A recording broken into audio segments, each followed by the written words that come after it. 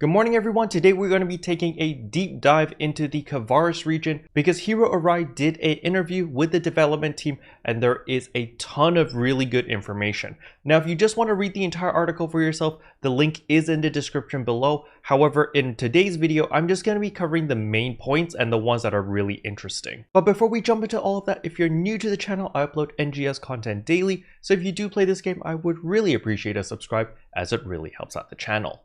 Anyway, without further ado, let's begin the video.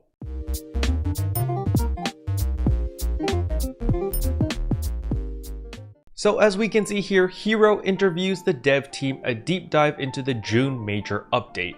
So there is a ton of information, as you can see over here. There's just a lot of information. So I'm not going to be covering all of it because that would take forever, and I'm just going to be covering the main points that interest me. So the first point I want to talk about is Kvaris region, the field. So these are like the exploration areas. You can see there is like a snowy mountain-ish area, and they did talk about it where they want to encourage people to go skiing and snowboarding in this area. However, it's not only for the Kvaris region. As we saw in the trailer, there was a snowboarding trailer sort of thing, but there is going to be this new time attack mode, which is going to be introduced to the exploration zones. There's going to be at least one in Kvaris, there'll be 2 in Alio and 1 in Retem.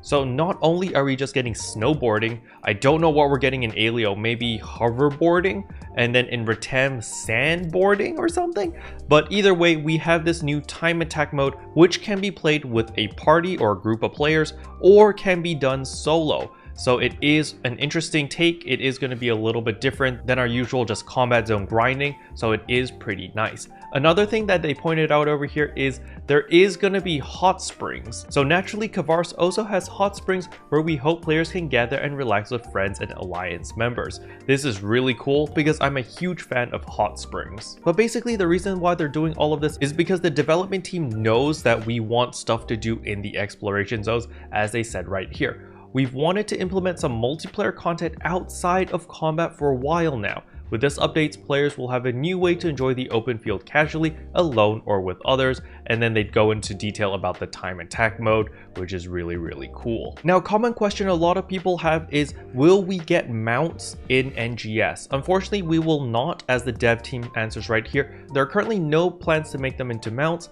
However, we plan to release motion changes where players can ride on them to dash and glide in the future. And what them mean is simply the new robots in the new region. There are several robots, so people are asking, yo, can we make them into mounts and stuff like that? Unfortunately, none of that is planned. However, they do explain why.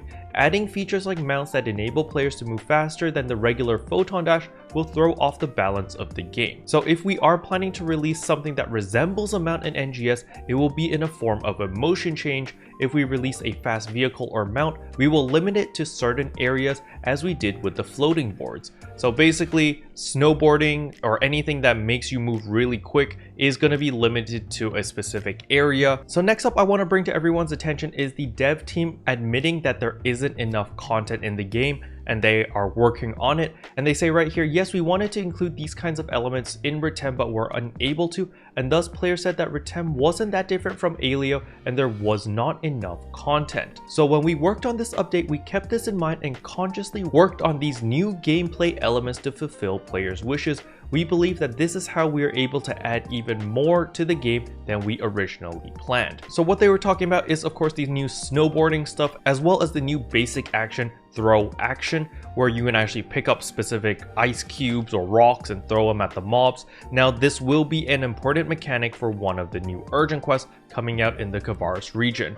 For the Kvaris region, there is currently 2 urgent quests planned for this, and one of them will require you to pick up specific ice blocks and throw it at a boss at a specific area in order to unlock a weak spot. Next up, we have to talk about battle power and levels. As we can see here, Hiro says, I feel that the required battle power in Kvaris is generally on the higher end. For example, the requirement for Battle Dia Purple is 2,744. Looking at the numbers alone, it seems difficult to reach, especially for returning players. Are there any countermeasures in place? And the dev team has a ton of good news. The first thing they're adding in is 50 more side tasks in Kvaris. So it's going to be very similar to Retem. You can power level your main class just by doing these side tasks and you get a ton of EXP.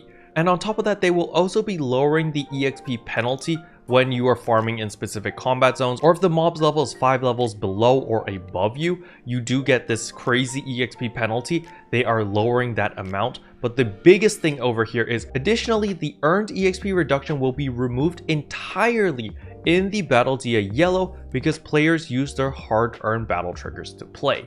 So yellow triggers are going to be a godsend. They're basically going to be like our silver keys and our gold keys in the base game, where you just use these in order to power level all of your classes to level 60, and it's going to be great. So it's probably a good time to start farming or start stocking up on a ton of these yellow triggers if you are planning to level up all your classes to level 60. However, it doesn't stop at level 60. Our level cap will be increased to level 65 in October and will be further increased in December as well. Now with the Kvaris update, we will also be introducing new skills. Now the main skill I'm going to be talking about is of course the Katana PA combo finisher, which allows you to deal additional damage with your normal attacks after the third step of a Katana PA. So basically you're going to use 3 charges of your Katana PA into an auto attack, rinse and repeat, and you're going to be dealing additional damage. But keep in mind, each class is going to get 2 new skills, so they only gave us a sneak peek of 1 skill over here. I am praying, I am hoping that Bravers are going to get another skill which increases their critical chance, because I still really want to do that critical build on my Braver, so I can only pray. But as for my Gunner players, don't worry, we are also getting chain trigger count retain for Gunners. This skill increases the number of chains at the start of the next chain trigger if it ends without a chain finisher. Because I know there are a lot of Gunners, especially in the Geometric Labyrinth, where you're not able to utilize your chain finisher or build up your chain or save your chain because there are long periods of time in the Labyrinth where there are no enemies to attack, and it really sucks that you have to rebuild your chain in order to get that attack speed bonus. So hopefully this will make life a little bit easier, but it still feels like a band-aid solution. I'm hoping that the second skill for the chain trigger count is going to be like a double chain skill, where every time you attack once, you gain 2 points of your chain trigger. So that way Gunners can get to their potential maximum attack speed faster and easier, instead of the case right now where it takes a full minute of auto attacking in order to get to your potential maximum attack speed, which is really long. Now don't worry, they will be showcasing the other class skills in the NGS headline broadcast scheduled at the end of May. So if your class is not talked about here, don't worry, they will show it off in the NGS headline. And you know, the update's coming relatively soon, so we can definitely look forward to that. Next up, I want to talk about this new exploration zone called the Gorge. This looks freaking amazing. It's like a frozen lake of some sort, but when you are in this area, you will constantly take low temperature damage.